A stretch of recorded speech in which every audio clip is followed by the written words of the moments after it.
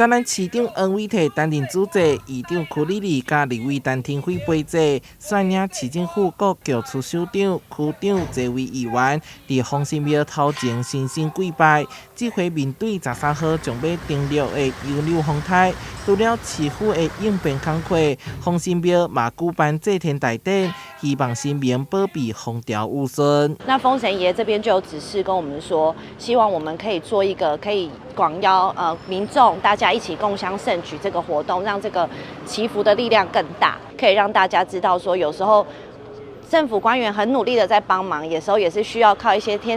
上天的力量啊，来给我们做一些扶持跟一些庇佑。丰新庙有掌管风雨雷电的神明，借着高丽祭天，同时以红豆、绿豆、乌豆、黄豆等果实豆摆做台湾的图样，搁放上祈福指灯，象征甲台